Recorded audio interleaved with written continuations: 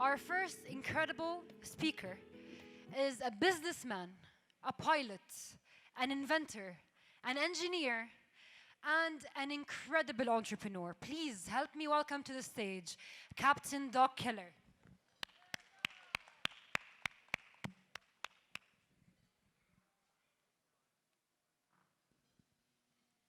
Captain, we're so happy to have you here with us. And we're so happy you could make it as well.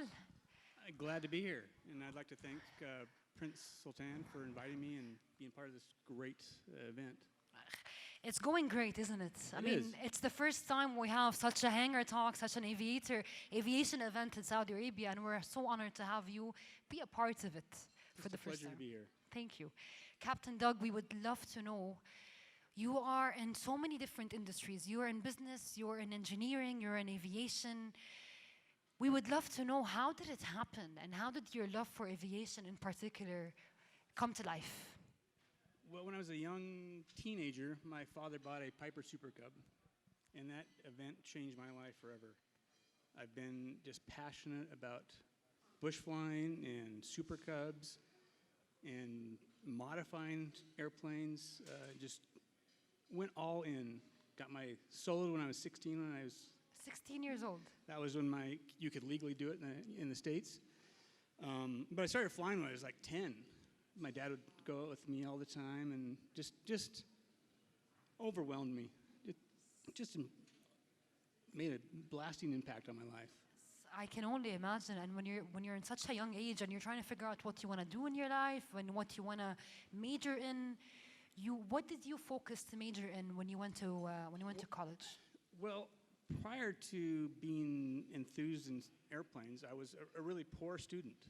I lacked motivation, lacked desire, just wanted to screw around all the time. But airplanes gave me direction and gave me a purpose. So I majored in mechanical engineering in college and always was thinking about modifying these Piper Cubs. They were just a magical machine to me and just fascinated me. The Piper Cubs in particular, and that was the plane your father had, right? Yeah, and that's the plane I have, and that we used at the Ultima Thule there at Paul Claus's lodge, and I fly for him a few weeks a year just for fun.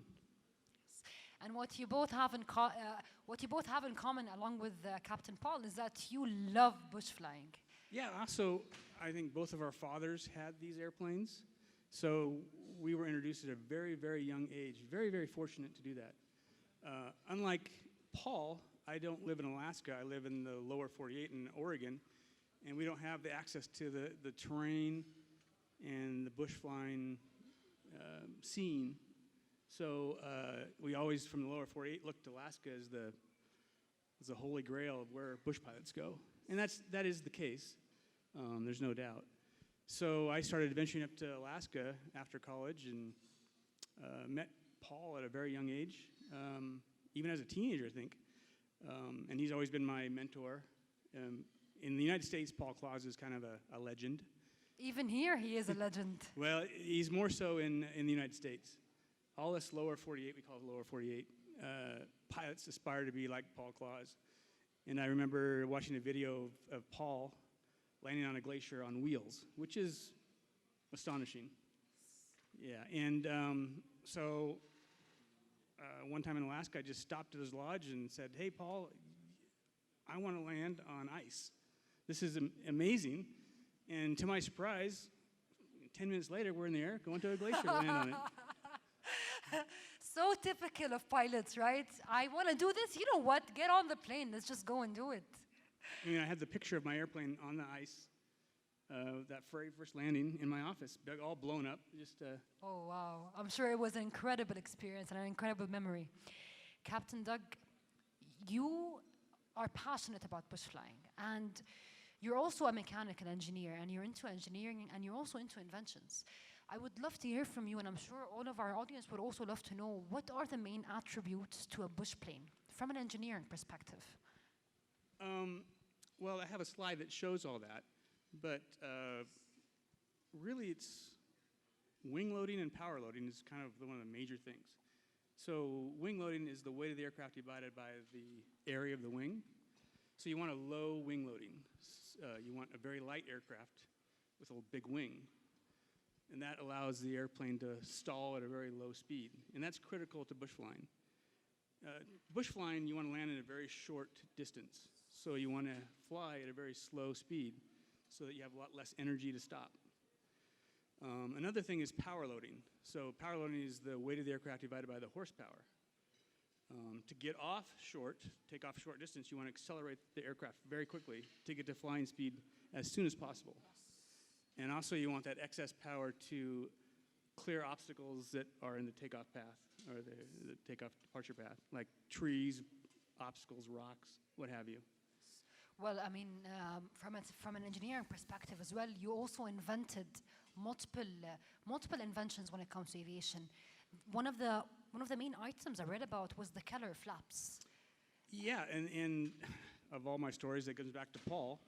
Paul has an aircraft called the de Havilland Otter, and that Otter has what's called double slotted flaps. So they call them vanes, and what happens is you can get these vanes to stagger and not stall. A Super Gov has a plain flap, which is very crude, and it stalls out at a very low deflection angle. But if you have these double slotted flaps, you can keep the air attached and it'll create more lift. So, in particular, what are the Keller flaps focused on? So, my main reason for doing this was, if you watch Paul fly his Otter, you see that he takes off and lands at a very, what we call a low deck angle. He kind of levitates, where most airplanes have to rotate and go up. Yes. So one of the real critical things about bush flying is over-the-nose visibility. You're landing in a spot that's remote that most likely you haven't even seen on the ground. You're viewing this from the air at 40 or 50 miles an hour. So that's one big critical part of bush flying is the judgment of the landing zone.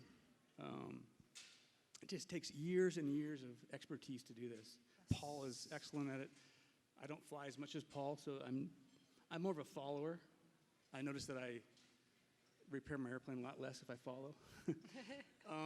But this Otter would take off and land at such a low deck angle that you could see, and I wanted to emulate that for the Super Cub. Because the Super Cub, to get to fly low or slow, you have to tip the nose up, and then you lose that forward visibility. So I wanted to keep the slow speed and have that forward visibility. So that's the driving force of that whole project. When you first started aviation, and when you first, you soloed at a very young age, considerably. The minute it became legal for you to solo and for you to even get your license, you went right for it. Oh yeah, I was ready years before that. I'm sure. When did you first fall in love with aviation? When did you first know this is what I want to do? I think it was when my father bought that Super Cub and got to see the places it could take you. To me, there's all sorts of flying, and I respect it all. There's the fast and high, and the technology is amazing, but it's kind of stagnant for me. You're going in a straight line, you're 40,000 feet, and you look, you see things. But I like to be down low and slow, and contour flying. And I'll show you some pictures later on of this. But seeing the world at 80 miles an hour, 50 feet off the deck is really my passion. Not to say that the other's not a great passion. Also, it's more affordable for me. Going Mach 1 at 40,000 feet is not in my budget. It's a luxurious sport, that's all I can say, isn't it? There you go, yeah. So how many hours do you have right now flying? So I fly recreationally. I don't fly commercially, so I'm not really required to keep a logbook anymore. I have to keep a logbook for the minimum thing, so I don't really track my hours. Yes. I think last time I entered was 4,000 or 5,000 hours, but I fly 200 hours or so a year, and I've been flying for 40 years, so 8,000 maybe? I don't know. Wow. You know that a pilot is truly a free bird when they don't even keep a logbook of their hours. Well, that may be because I'm lazy, too. So. So what I want to ask you, with all of your hours flying, with all of your experiences in multiple types of aircrafts, What is your favorite plane to fly and why? Well, that's a very, very easy question for me. It's the Piper Super Cub. And the Piper Super Cub is the gold standard in bush planes. Everybody tries to replicate it, beat it, and as Paul said, they were designed in the 50s, and they're still the one to beat. And we can improve upon it, but we can't improve it on it in big leaps. We can only improve upon it incrementally, it seems. Yes. How about from all of your hours flying, the most challenging flight you've had and what you did about it? That's a hard one, isn't it? Probably running out of gas. It's probably the most challenging. Running out of gas. Which you're not supposed to do, obviously. And not in a glider as well, in an actual Correct. Yeah, plane. I bought a new aircraft, and these Cubs have sight gauges. And you can see the fuel in the sight gauges. This is new aircraft to me, and the sight gauges weren't installed properly. So I could see the fuel in the gauge, and I just wanted to test out an engine change, go around the patch really quickly, and I saw the fuel, and I don't want to get more fuel. I'm low, but I know I have enough. And I pulled off, and 200 feet off the ground, the engine quit. Oh, my God. So, but fortunately, I was on a very long runway, and it was a non-event. Just glided in and landed. Yes. I'm happy you're safe, and I'm happy that went as if it was just a casual day. Yeah. Yeah? If we could please scroll over the pictures, since if you could just check if the hangar is next to you. It's not, right? Yes, oh, finally. Okay. I'm glad, thank you. Perfect. So you have a few pictures to show us, and you have a few of your experiences to also showcase. Yeah, so I was requested to talk about desert bush planes. In the States, we really don't have the deserts like in Saudi Arabia. So I don't have a whole lot of desert bush flying experience, but I do have quite a bit of Africa flying experience.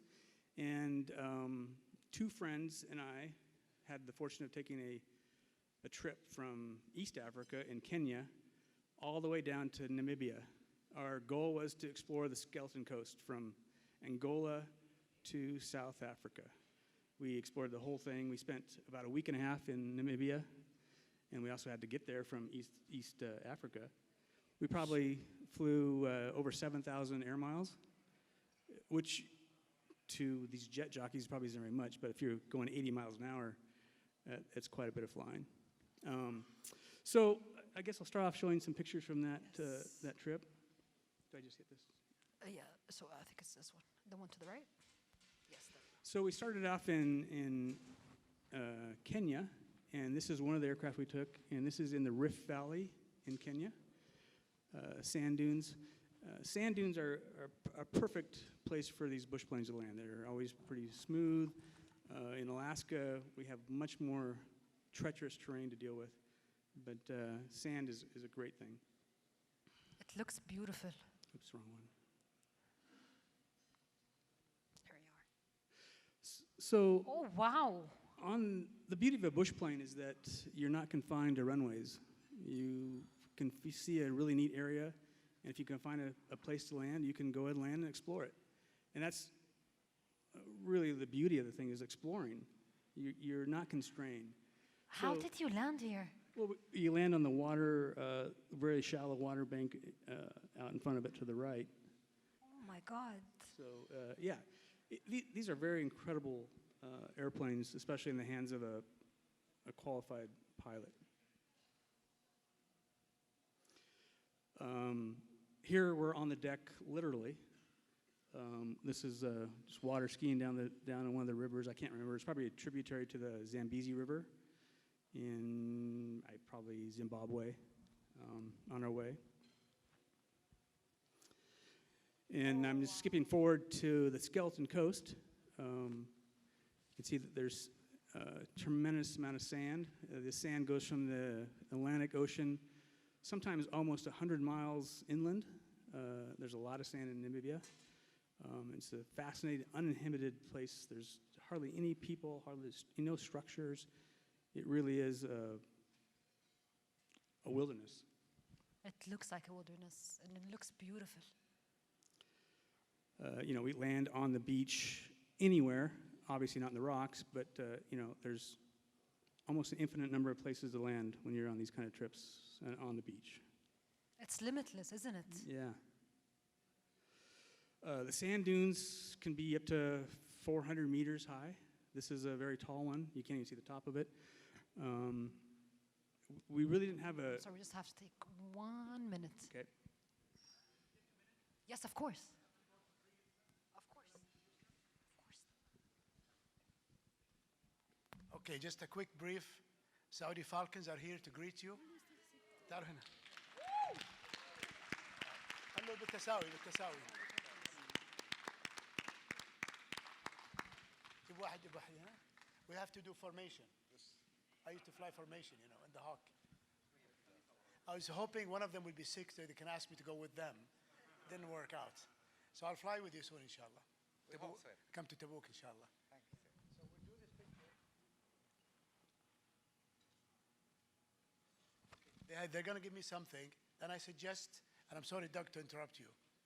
So to reward you back, I'm going to ask the pilots to all come up here.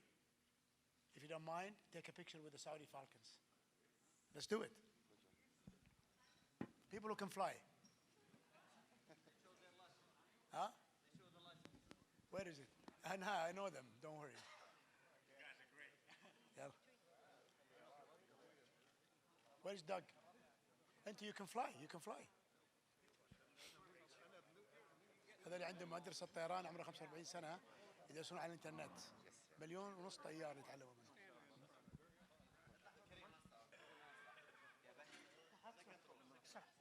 أنا ودي السعودي فالكونز يكونون مرئيين يعني. خلوا. All right. Who else we have? Lebanese pilots? No Lebanese pilots? Jessica, where's Jessica? Where's Jessica? Where is she? أنت طيار? Yeah. Okay. Where is Jessica? Where are you? Jessica's here. No, come here with us. Come here with us. Come down. هذه ما لها يدين. مدرب الطيران ما لها يدين. ايش رايك؟ تربط كنادرها يعني come in the middle. Yeah.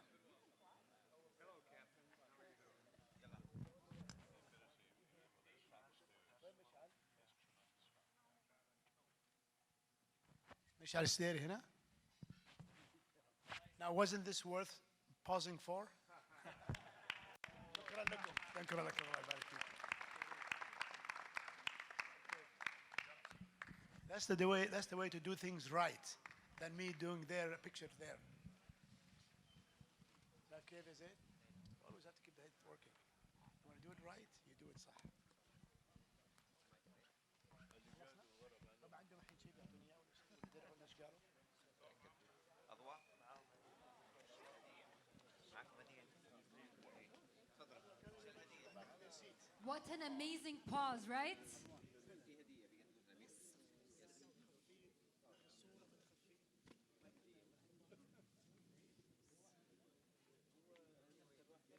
If everyone can please go back to their seats.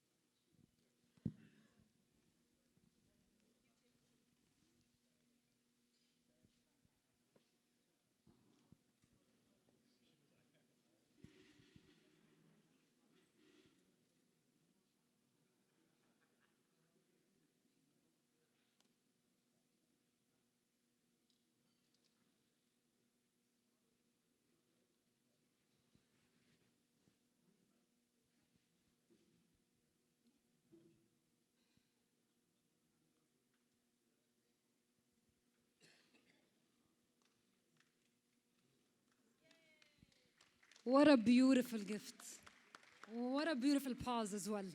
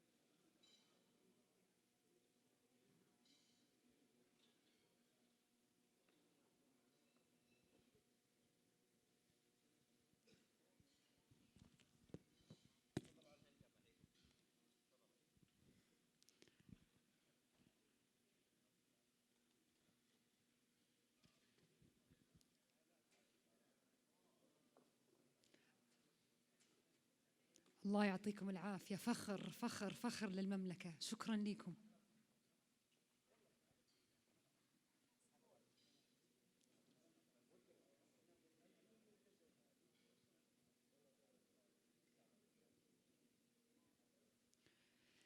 Saudi Falcons, everyone.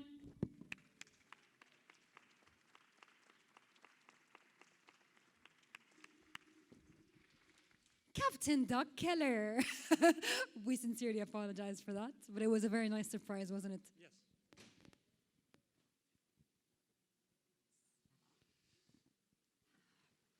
Yes, here we are. So, where were we?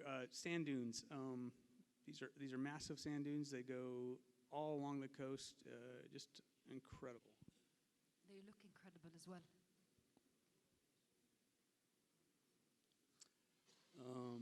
Again, this picture is taken maybe a quarter of the way up that sand dune. The sand dunes goes right down to the ocean.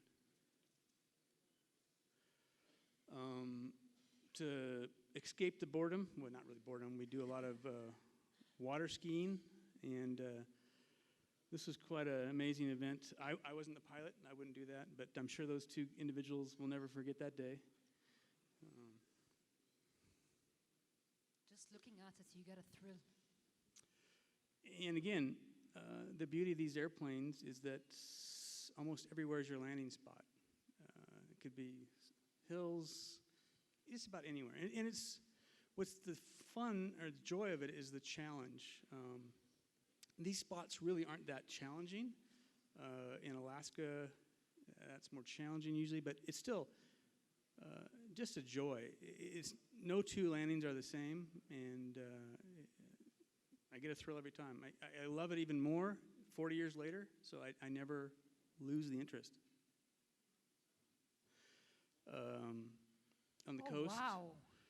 Whale bones, they call it the skeleton coast. I always thought because of skeletons, and we'll see later that there's also a lot of shipwrecks on the skeleton coast. Again, just more shots of the airplanes. I don't know, I'm really biased. I think these airplanes are beautiful. More water skiing through lakes.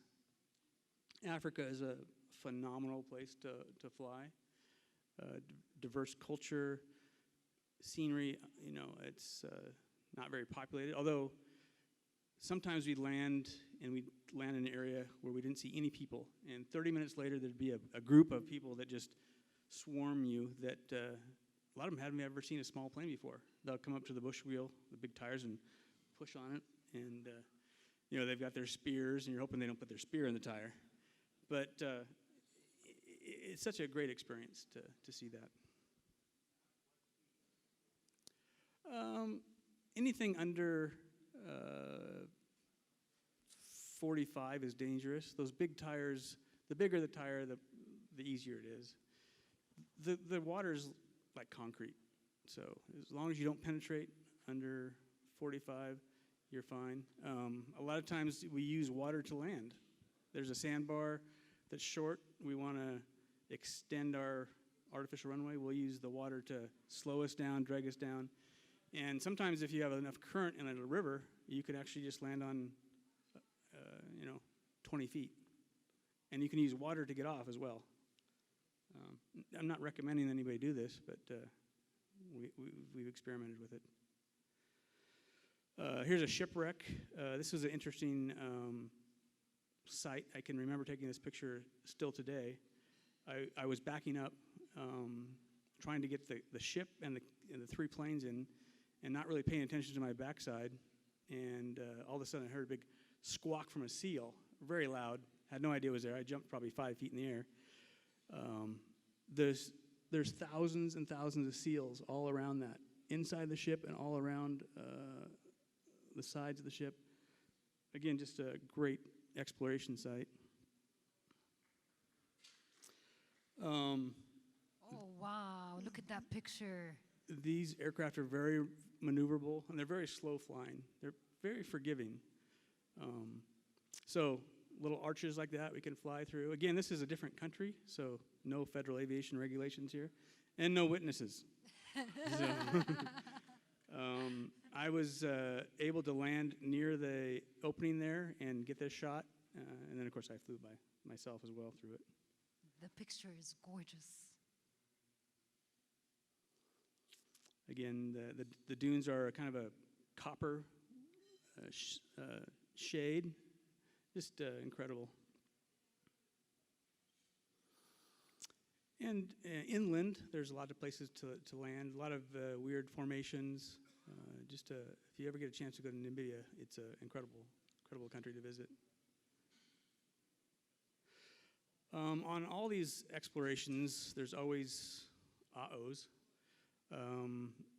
I punctured a bush wheel. We call them bush wheels on Lake Kariba in Zimbabwe, and I hit a stick, and the stick deflated the tire instantly. And of course, we didn't have an extra bush wheel with us, so we had to repair it. And this cut was so big that we put patches on the exterior, and the patch would hemorrhoid out and last half a day. We got to the point where we just put Gorilla Tape or duct tape over the whole tire, trying to get by. That wasn't very successful. So we fought this for 4 days, and we finally came up with a solution that worked. Now, this is a tubeless tire, not like an automotive tubeless tire, but a tubeless tire like an inner tube. So we took the tire off the rim, sliced inside the tire, and patched the tire from the inside out so that it wouldn't bulge out the patch. Did that end up working? Yes, it did. So, of course, I had to buy another bush wheel when I got Like a back. true entrepreneur, huh? Yeah. So, it's part of the fun of these expeditions is always trying to figure out what to do. We had another issue. Fortunately, right on the coast, on the deck, 10 feet off the ground, these are fixed-pitch aluminum propellers. This propeller tip departed the aircraft, and it was probably 6 inches off. So you can imagine one blade being 6 inches shorter than the other. You cannot continue to run the airplane. It's so out of balance that if you kept running it, the engine would depart the whole aircraft. So you had to shut the engine off immediately, whether you were over trees or anything. Unfortunately, we were over the sand, and land, and then we have to deal with what are we going to do with this. So the obvious solution, obviously, is to cut the other end off. So we're hundreds of miles from an airport. We really don't have any choice. We're right on the surf. The tide's coming in. So we carry tools. We had a hacksaw blade. So we measured the length that was cut off on one side and cut off the other side. And unbelievably, it ran really smooth. Wow. Wow. And a little less performance, but it was another 4 days. We had another prop in and swapped it out. Do you mind if we open the floor for Q&A? Because I see Ken Hoffman wanting to ask a few questions, and I don't want to forbid you guys of that option. So please, anyone in the audience that has questions for Captain Doug Keller and his incredible experience, bush flying and engineering as well. We have a question over there. If we could please have the microphone. Captain Pervez, it's right over there. Oh, okay.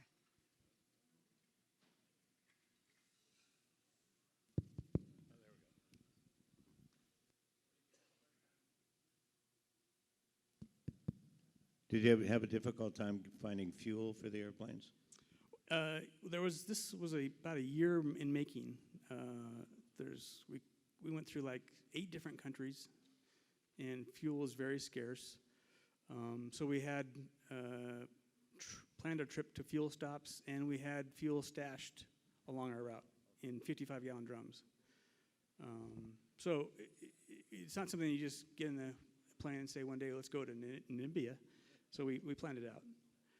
What was really interesting at fuel stops is that these countries would not take their own currency. We had to carry around a big sack of US dollar bills.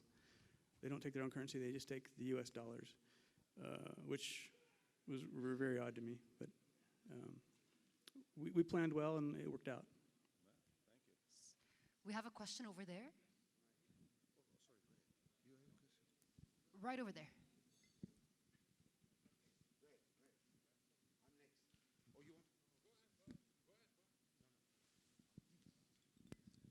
Yes, hello. We just want to know, when flying over the desert for a long time, what kind of thermals are we talking about? And what are the types of those thermals and the effect of them on the turbulence? Are we talking about one kind of turbulence or many kinds? So these airplanes have a very low wing loading, so any kind of turbulence is very noticeable to the pilot. So, I don't know, we feel turbulence all the time and we just drive through it. So thermals and stuff is not something we kind of register. We just fight it. But it wasn't out of ordinary. It's not like it was anything unnatural or different. All right, thank you. We have a question on the front row. Sorry, Captain. Right over there. A question of landing in sand dunes. Did you do any landing in sand dunes? I mean, I know you have push wheels, Alaskan tires. So does it stick? Does it go inside the sand if it's thin? That's a good question, because I've had some issues with sand that didn't go very well. Not on this trip, but in inland, the sand is pretty consistent. It's dry. There's not a bunch of moisture in it. But if you get close to the shoreline, like over here, the moisture content changes how sticky it is or how much you sink. So it's more about a moisture content and maybe slope. If it's near the shoreline, it's a steep slope, the moisture runs off of it, so it dries up quicker, so it's more consistent. But typically in these sand dunes, it was very, very consistent, away from the shore. It never had really super hard or super soft sand, so it was never an issue. But if you get near the water, that's when you need to be more, in my experience, more cautious. We have one question over there. Yes, please. Related to sand, to be able to fly in all these beautiful places, you end up flying in what's fairly a harsh environment. Any issues with bearings or sand getting into the engine or anything like that, or into the air filter? Bearings, yes. So we run through water. We typically don't run through salt water, just fresh water. At least we try not to. But as far as engine intake, we don't really have an issue with it. The one thing I wanted to mention that about this desert bush flying versus regular, like an Alaska aircraft, is the only difference really is the temperature, ambient temperature. So these aircraft could go to Alaska and operate without any modifications at all. Now, if the air temperature gets excessively hot, then you have to worry about engine cooling, and that's usually just addressed by a larger oil capacity or oil cooler capacity, and that usually takes care of it. These are very slow flying aircraft with big engine inlets, so they can handle a big diversity in ambient temperatures. Thank you, Captain, for your informative talking. From your long experience in aviation, what is your best advice that you can give for the new pilot or beginner aviator? Thank you very much. For somebody just starting out, if you want to do this kind of flying,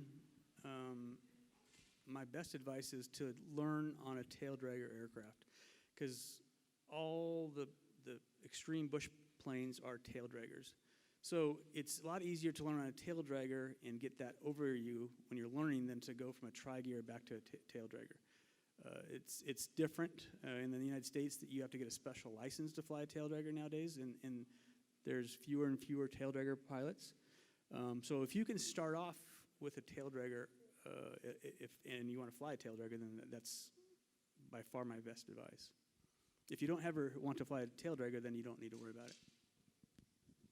That's a great answer. We have one question over here. Yeah, I have a couple of questions, please. The first one is there a specific course that you have to take to be a bush pilot? No, that's a good question. The airplanes are pretty readily available, and you can go and buy one, put the tires on. But you need two elements. You need the equipment, and you need the skills. And the skills are a lot harder to attain. I don't want to give you the impression that you could just go buy one of these things and a week later you're out doing this. That's not realistic. It's not going to end well. You need a mentor, and you need to go into it very slowly and work your way into it. It takes more than hundreds of hours to be really proficient, thousands of hours to really master it. And you work your way up until you find a limit, and usually that means you bent some metal. And in normal conversations, you ask a pilot, have you ever crashed? And they say no. That's a great pilot. If you ask a bush pilot if they've ever crashed and they say no, then that's not a great bush pilot. Really? You've got to bend some metal, earn your wings, to be really good, proficient about this. Both Paul and I have bent our share of metal. How many times have you crashed? Oh, that's a personal question. I'll be honest. I've gone on my nose twice, and I've gone on my back twice. But each time I flew it out. So these are very simple machines, and that's the beauty of them. We can repair them crudely on site and just get them out to the airport, to the hangar to rebuild them. And they're very easily rebuilt with skills. Amazing. I have a second question, please. Now, yes.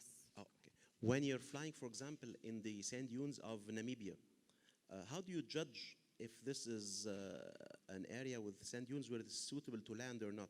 Or is it just because it's close to the sea, then you'll just avoid it? Well, this is really mild off-airport use, these sand dunes, because they're very massive in size, and they're smooth. So you can almost land anywhere that you just pick. In Alaska, or where it's more Arctic type, rough terrain, it takes a lot more skill because there's more obstructions. These sand dunes go for miles and miles and miles, and there's not big crevices in them, or maybe they roll over, but you can roll over that. In Alaska, it takes a lot more skill because there's rocks, branches, logs, all sorts of different obstructions. We would love to take more questions, but unfortunately our time is short. I sincerely apologize, but Captain Doug Keller will be sitting right over there if you want to have a side conversation. I know he's a very interesting person with a very interesting hobby and passion as well. Thank you, Captain Doug, for being with us today, and I hope you enjoy the rest of Hangar Talks. Thank you so much. Thank you.